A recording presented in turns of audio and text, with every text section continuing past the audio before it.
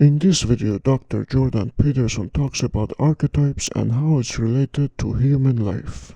Anyways, so you can think about these hypothalamic systems being in place, more or less ready to go at birth, and then having to organize themselves into a sophisticated and integrated single ego that acts across time and in the social environment. And you know, when Piaget originally started talking about child development, he regarded the child as something that was born into the world with just a set of very primordial reflexes, mostly sucking reflexes and some primary motor reflexes.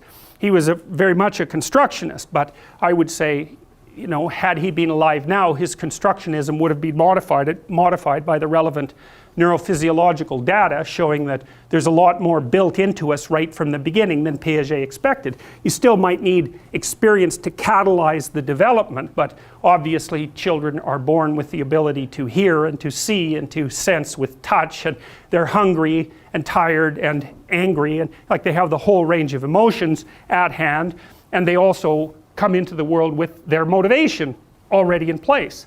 Otherwise you wouldn't be able to form a relationship with them, and that's modified by the development of the higher cortical systems through play and through social negotiation. But the biology is there to begin with, and so that's a good way to think about it with regards to understanding how the fundamental biological systems operate and how they manifest themselves in personality and in story, because you do that all the time. You tell a story about how you got angry, and it's basically a story about being dominated by a particular kind of sub-personality, which would be hypothalamic, and exactly how you manifested that and what the consequences were. And you know, I was very mad at this person, but I knew I couldn't get too upset because, and that's a good story that indicates both the highly motivated nature of the original response tendency and then your immediate proclivity to have to figure out how to negotiate that expression within a social space so that the medium to long-term consequences are positive rather than negative.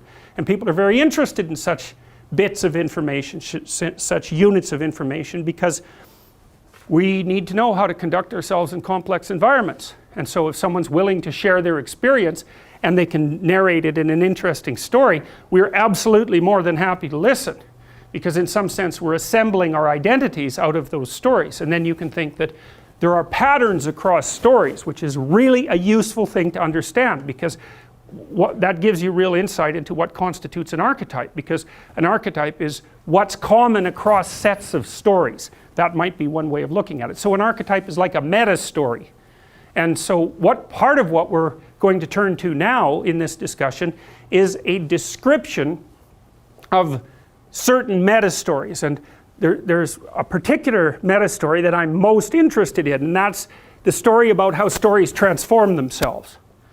And so that I think is the most fundamental story that characterizes human beings. There's the story, I was here, I implemented some behaviors and I went there was better than here. That's the fundamental unit. But the thing about structures like that is that they may work in one situation and not in another, or at one time and not in another, and thus they have to be modified.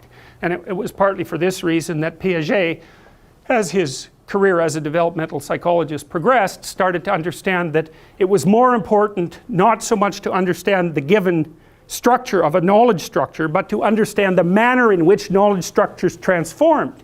And that was partly illustrated in his description of stage theory, because stages were really movement from one set of axiomatic presuppositions that with which the child was structuring the world into a state where that system failed because it wasn't sufficiently comprehensive, and then into the development of a new stage that could do everything the previous stage could, plus account for all the things that the previous stage couldn't.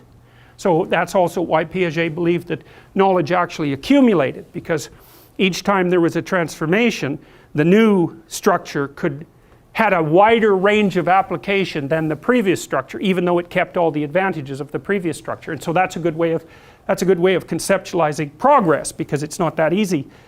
You know, if you're a relativist, fundamentally, you don't believe in difference between knowledge structures, say, and you certainly don't believe in the idea of progress. But if you think about a more sophisticated structure as being able to do more things properly, then you can certainly map out progress with no problem. And you know that because you see people operating in the world who are less competent, generally speaking, and more competent, generally speaking, and there doesn't seem to be much debate about that. You can recognize people like that very, very easily. So